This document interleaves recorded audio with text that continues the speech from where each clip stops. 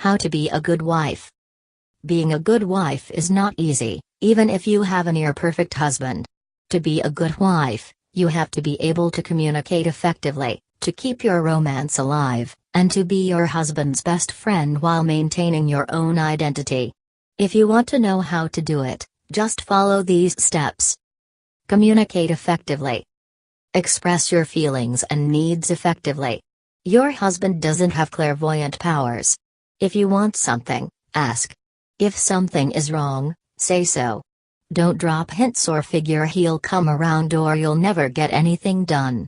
If you want to be able to express how you feel, you should be able to speak with a positive tone and to listen to what your husband says instead of being accusatory. Here are some ways to do it. Send iMessages.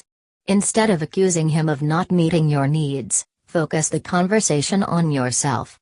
For instance, tell him, "I feel ignored when I don't see you until 6:30 every night." Listen to what he says.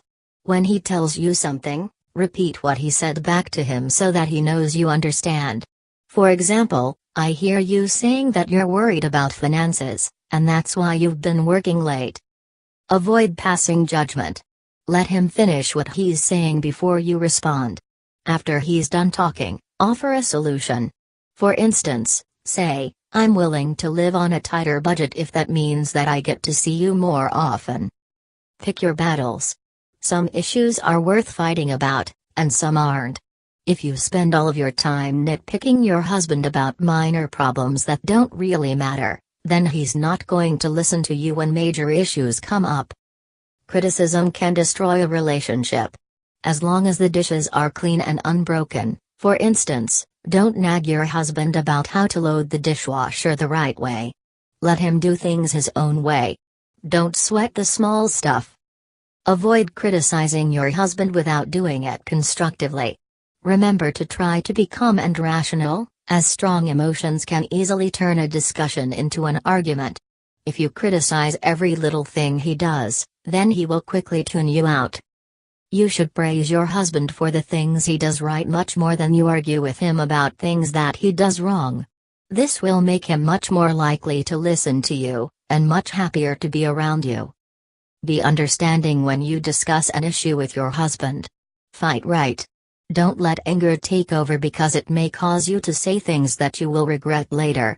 Even when you don't agree with your husband, you need to respect his opinion and his viewpoint.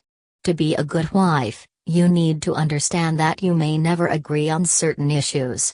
No couple has an identical set of morals and beliefs, which means that both of you will need to learn to cope with occasions where you just can't resolve your opinions. Talk to him at the right time. Don't just spring your problems on him whenever. Avoid bringing up problems before dinner, while he's paying bills or when he's immersed in a stressful situation, like fixing a problem with your car. And never, ever start an argument in front of your children. 1. When you're wrong, admit it.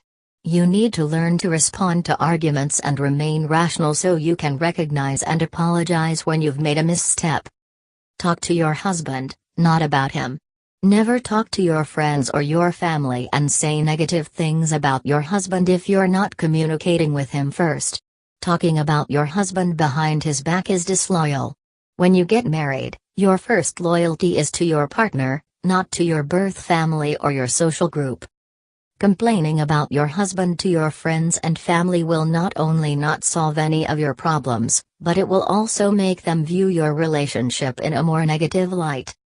Your friends and family may think they know what's best for you, but they don't know your relationship as well as you do and may unintentionally give you bad advice. Be accepting. Have realistic expectations. Neither of you are perfect. Unmet expectations tend to frustrate everyone. If your expectations are truly too high or unrealistic, then you need to set standards that are obtainable. For example, it is unfair to expect lavish possessions and have the love of your life home for every meal. If you want more together time, then be prepared to have that desire fulfilled at some expense. Remember that no relationship is perfect. If you expect to get along with your husband and be happy 100% of the time, it won't work out for you. Have realistic financial expectations, too. Maybe you and your husband aren't as far along financially as you hoped you'd be 5 or 10 years down the line. That's perfectly normal. Work on appreciating what you do have instead of expecting more. Don't try to change your husband. Accept him as he is and let him know that you would never want him to change in any way for you. He has so much to offer you if only you give him the space to be himself. He is a growing individual, just like you are. Love him for who he is, and he'll love you unconditionally in return. Accept that you and your husband are not the same person. He won't always see the world the same way that you do, and that's a good thing. Being with someone who isn't exactly like you will make your relationship richer. There's a difference between asking your husband to clean up more around the house and making him become a hiking fanatic when he hates the outdoors. You can ask him to improve in different areas, but you can't force him to like all of the same things you do. Roll with the changes. You will experience crises together, from the loss of a job to the death of a parent. You may suffer financial hardship, or you may find yourselves unexpectedly wealthy and unsure of what to do. Your marriage can survive the changes if you're willing to keep communicating and being flexible. Here are some things to keep in mind as you learn to accept change. Remember that whatever changes happen, you and your husband are dealing with them as a team, not as people on the opposite side of a battle. Dealing with the changes together makes them much more manageable. Roll with the changes in your love life. Though you and your husband may still be passionately in love, don't get disappointed if he doesn't want to make love every night or to kiss you 20 times a day like he did when you were newlyweds. You can still keep your love strong without wanting it to be exactly the same as it was when you first got married. Roll with the changes with your bodies. Though you may work hard to stay fit and eat healthy, you have to accept that your 50-year-old selves probably aren't as svelte as your 25-year-old selves, and that's okay. Accept that having children changes a relationship. You and your husband's relationship will undoubtedly change and evolve once you bring kids into the equation. This doesn't mean it'll change for the worse, but it will mean that you will be spending a lot of your free time focusing on your kids instead of each other. Accept that this will change your relationship and work to make it thrive in new ways. To help this transition, work together to spend time with the kids, when you can, instead of isolating yourselves by taking turns. Find new fun activities that the whole family can do together to help you and your husband stay strong as you raise your kids. Strengthen your relationship by acting as a united front with your husband. You should agree on how to raise and discipline your kids so that you don't get into good cop and bad cop mode and position yourselves against each other when it's time to control your children. Accept your mutual mistakes. If you want to be accepting as a wife, then you have to be able to accept your husband's mistakes and to sincerely respect his apologies for doing something wrong, as long as it doesn't compromise you in a big way. If you hold a grudge too long, you won't be able to appreciate the good things about your husband, so it's best to accept his apologies, talk about how he won't upset you again in this way, and move forward instead of harboring resentment about the past. Accept your own mistakes, too.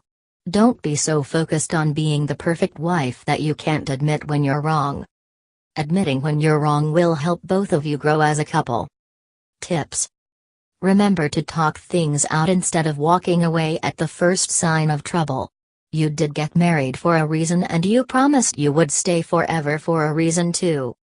A woman who is happy with herself is the best kind of wife. Remember, if mama ain't happy, ain't nobody happy. If your marriage is in trouble, seek counseling. Divorce is agonizing for both a married couple and their children. Fight for your marriage by understanding each other's needs and working to meet them. Don't force it. That means insisting on any act that your partner doesn't want to participate in. It's counterproductive and potentially detrimental to the relationship. Many wives define their roles through their religious faith. However, in marriages where couples have mixed religious backgrounds, partners may not share unified visions of what a good wife does. Also, Very conservative messages about submission as part of being a good wife may leave a wife incapable of developing herself into a vibrant partner. Honor your faith, but also honor your needs.